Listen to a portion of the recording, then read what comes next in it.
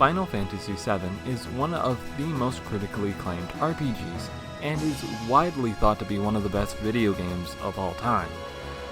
Released in 1997, it won the Console Adventure Game of the Year award and the Console Role-Playing Game of the Year at the 1997 Interactive Achievement Awards.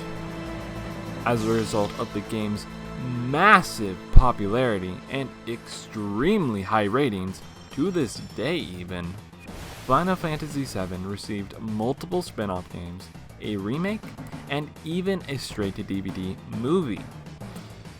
FF7's characters have even made cameos in other games too, most notably Super Smash Bros. Ultimate and the Kingdom Hearts series. Final Fantasy VII also cemented the Final Fantasy brand into the common vocabulary of every gamer. So, with all the hype surrounding the game, especially when Sephiroth was announced for Smash Ultimate, I knew I had to check out the game for myself. $8 on Switch when it's on sale? Sure, I have a few dollars to spare. But the thing is, personally, I don't think it's worth the $8. I genuinely didn't enjoy Final Fantasy VII, and I would not recommend it to the casual crowd. But let's get started at the beginning with the story. In a steampunk city called Midgar, you play as a mercenary named Cloud Strife. Cloud has been hired to do a job for a group called Avalanche. What's the job, you ask? Bombing a power plant. Why are we bombing a power plant? Well, the company that owns the power plant, Shinra Incorporated, is harvesting a thing called Mako Energy. As it turns out, Mako Energy is actually the lifeblood of the planet, and Shinra is slowly draining the life out of the planet for power, energy, and profit.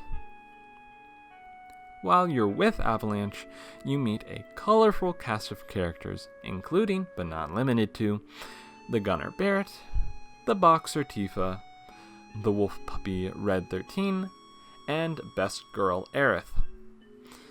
All of these characters are good in their own respects, but for me, the gameplay just completely overshadows the story. Not in a good way, but we'll get to that. Honestly, the story here is pretty okay. It's just really hard to tell a narrative plot when each character consists of 6 polygons each. And after what people call the Midgar section, Cloud and company have to skedaddle out of town and go into hiding. They say that they're going to meet up at a place right next to Midgar and talk strategy. But after it's all said and done, you would think that they would give you a clear objective to work towards next, right? Wrong. After the meeting, they pretty much just say adios and don't tell you where to go next, and you're left in a very big, very empty, open world, not knowing where to go next. As is with every RPG, you're going to be spending at least half or more of your 35-hour playthrough fighting enemies, monsters, and your inventory. Yeah, no, I'm not a big fan of this layout. I don't like how all your items are in one small column. It makes me feel unorganized, and it takes forever to figure out what you need and don't need. They could have at least had separate tabs for weapons and potions. But when it comes to fighting actual monsters, you can almost never see them coming, because encounters are caused randomly. When you're just walking around and then suddenly you're forced into a battle that you didn't want to be in, it can get on your nerves a little bit. And this leads into the battle system. One of the main things that sets the Final Fantasy franchise apart from the other RPGs is the time-based battle system. Other RPGs like Earthbound, Dragon Quest, and the Pokemon games have a turn-based battle system, where you do an action and then your opponent does an action. There are also games like Mother 3 and the Mario and Luigi games, where before you attack an enemy, you have the chance to do a little extra damage if you time something right. But not here. Here, you have to wait for this little tiny bar to fill all the way up before you can use a member in your party. Final Fantasy VII's battle system also pales in comparison to other games with the time-based battle system, like the Xenoblade Chronicles. Whereas in Xenoblade, you are waiting for attacks to fill up, but it doesn't feel like you're waiting around because you're always proactively doing auto damage and you have a slew of other attacks.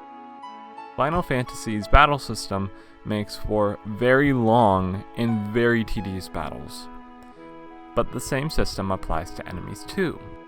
But Caden, isn't it a good thing that it applies to enemies too? No, not necessarily, because you can't see their gauge and you don't know when they'll attack. So, when a party member's health is low and you need to wait for another party member's gauge to fill up to heal them, the enemy can just swoop in and take out your party member. Pair this up with not being able to see the enemy's health, and you get one excruciatingly painful battle system to deal with for the entire game. Calling back to Xenoblade, you can 1. See how much health they have, and 2. In some cases, you can even see the enemy's attack before they attack. Pretty wild, right? In the Nintendo Switch version of the game, you have the option to speed the game up by 3 times, have max HP and max limit breaker, and turn off random encounters. These are good additions, but they do have their drawbacks. For example, you can speed up walking and grind levels easily. Drawback: when you have both ×3 speed and max HP on at the same time, you can end up mindlessly spamming the attack button and just not have fun for the entire game. Also, when you have encounters turned off, it's really easy to forget that you actually need to be at a good level in order to progress in the story. So, when you encounter a mandatory boss, you can be underleveled and get one-shotted easily. Overall, I didn't enjoy my time with Final Fantasy VII, even though I really felt like I should have been enjoying it. I tried really hard to find the good stuff in the bad, but there was so much that I didn't like the inventory management and the battle system. All of the good stuff got drowned out. By the time I was done with the game, I was just so pooped out from playing it that I couldn't even enjoy the final boss fight with Sephiroth. The only reason I would recommend this game is for the story, because I do like the overarching plot. But in all honesty, the remake tells the story so much better. There are good games out there, but this isn't one of them. I enjoyed putting this video together, and thanks for watching.